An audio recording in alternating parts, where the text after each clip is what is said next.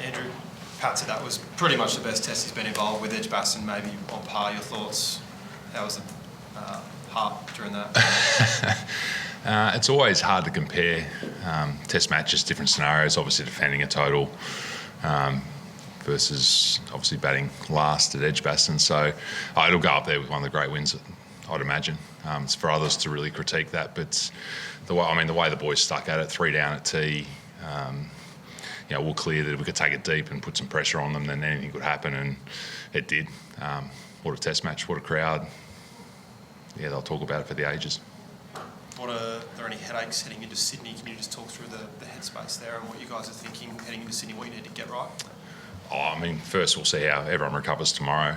Clearly bowling last. It was a pretty attritional game, something that we're not used to in the last few years. So, we'll see how the bodies are. Clearly Starkey's, he's carrying something of some description. We'll assess that. But other than that, it looks as though we got through pretty well unscathed. But short turnaround, recovery is important, and we'll assess what the team looks like in Sydney based upon the surface, as we always do. Do you reckon Starkey's any doubt at all for Sydney? Anytime you get through the game, it's always a good indicator that you're a chance at the next game. It didn't stop him. Clearly there was a little bit of discomfort early on in spells, but once he got warm, it seemed as though he was pretty free. Ball speeds were good. I think the morning session there, the 20 plus overs that we bowled there is probably as good as we've delivered. So if that's any indicator, Starkey was a part of that as a collective. All that was relentless and really gave us an opportunity to control the game on the back of probably losing a little bit of control yesterday and some options. We earned them back. Can you run through going back to a couple of days before when you told Sam Consis he was going to play?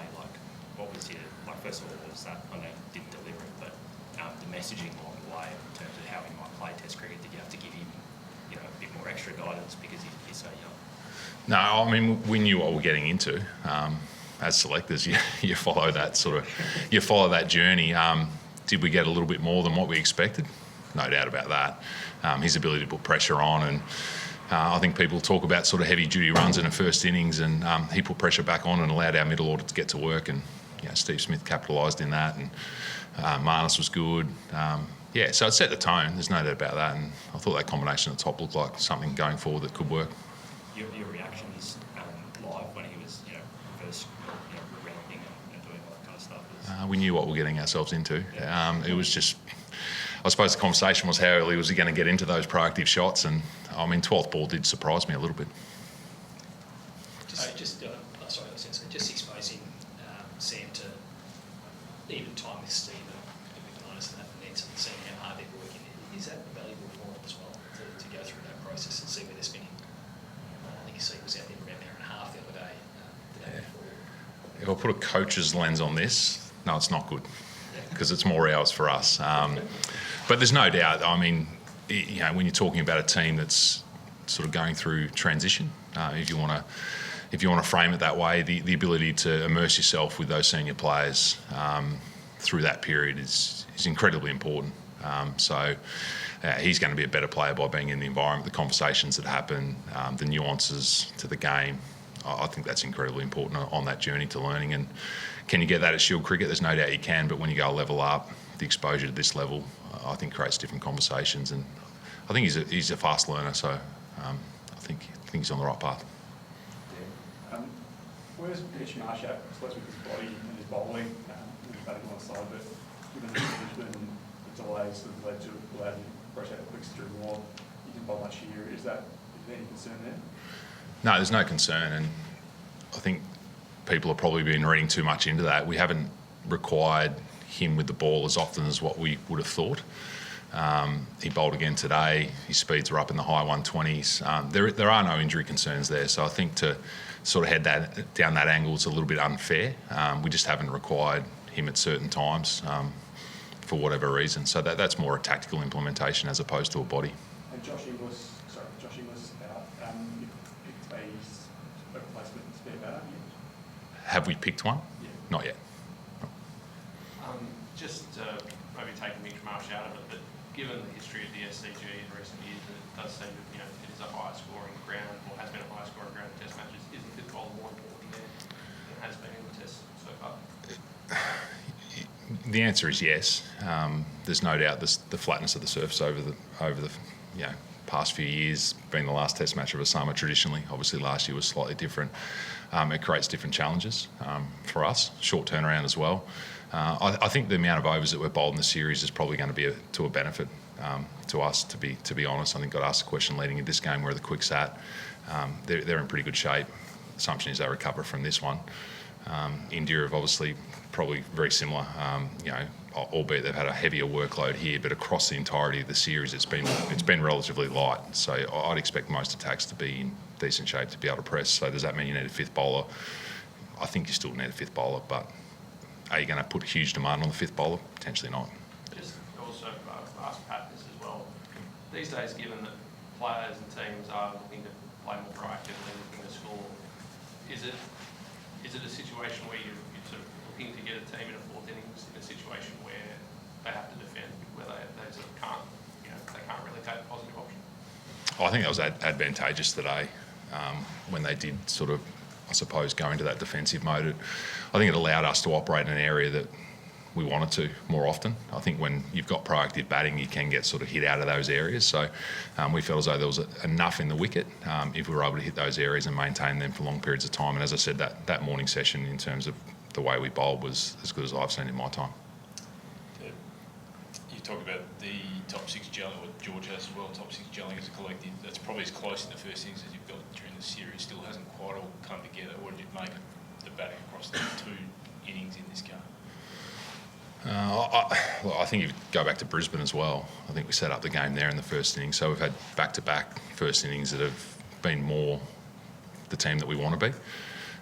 There's no doubt we've wobbled in that second innings. Brummer's still going to create a threat no matter where he enters the game, and in Sydney he'll be a threat again, so we've got to be able to combat that. But as I said, I think we lost a little bit of the right to control the game and give ourselves options today on the back of yesterday, but we're able to get to a point where we felt like we were going to have some options, and that was more our lower order, obviously Paddy with Marn, and then into the last wicket partnership of Boland, and Nathan Lyon was incredible, gave us belief at the end of play, but it also, as I said, gave us options today. We needed to be creative at any time, and we didn't really need to. As I said, the defensive play of India probably allowed us to control a little bit more than we thought. And how is Mitch Marsh's headspace? He was your best player last summer, but he's probably the only one who hasn't really contributed with about this summer. Yeah, he's in a good space. Would he like better performances? There's no doubt about that. Over 4 Test matches, he hasn't been able to deliver at the level he would like and we would like. But yeah, I mean, he's up and about. We just won a Test match, and the family's flown to the room, so I think he's in a pretty good headspace. Selector's copped a bit of heat for not making hard decisions and being a bit too close to players. You did that in a contest that played well. How satisfying was that, and what did you make of all the commentary around that leading into that test? It doesn't give us any satisfaction. It's for other people to talk about what decisions are hard and what aren't. We're there to do a job and make the best decision with the information that we've got, and we'll continue to go down that path, and you'll critique that in hindsight. That's not our job, hindsight. Apart from the fact that you're 2-1 in front, you've got some options heading into Sydney. How important is that to get some reward for effort, given what had happened in Brisbane, and you'd probably driven that game for 4 days, and if you hadn't got the result, that kind of could have been pretty deflating. I don't want to go into that mindset. Don't want to even think about that, to be honest. I mean, after the first test, the way that we responded as a group across 3 Test matches, I think, has been incredibly impressive. We weren't at our best in the first Test match. We've owned that.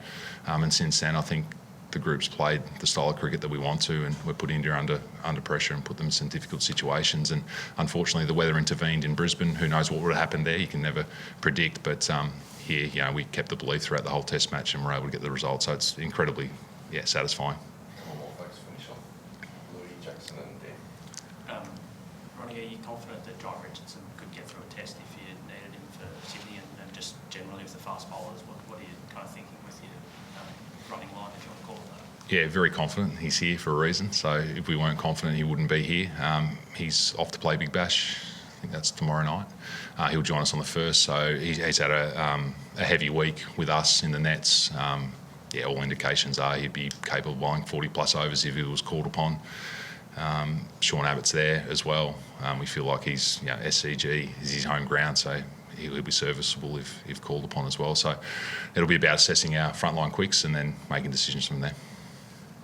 pleased to say Nathan McSweeney go back and make some big bash runs. And given that he's someone that can play a variety of roles, is he one that you're looking at as that reserve batter to come back into the squad? Well, we haven't had those conversations yet, so his big basher form line for Test cricket, highly unlikely. But it was incredibly pleasing the way that he dealt with that and was able to rebound really, really quickly, and I think people have spoken to that. Just one more on Sam. He, I think Pat's talked about that, there is a generation gap there almost. How does that actually, I suppose, play out in practical terms when you've got, a room full of mums and dads basically and can I answer that question in maybe 12 months' time? I mean, he's walked through the dressing room for the first time, hadn't met him before that. That's a lie. I met him during the Australia A. We crossed over in a hotel when they were playing the Australia A game here, and we were playing the one-day game. So I've got to get to know him. But yeah, so far I like him. With how quick a learner he seems to be, are you excited to see him learn, in other environments, overseas conditions, things like that, to see how he can build? Yeah, we think he's a quick learner.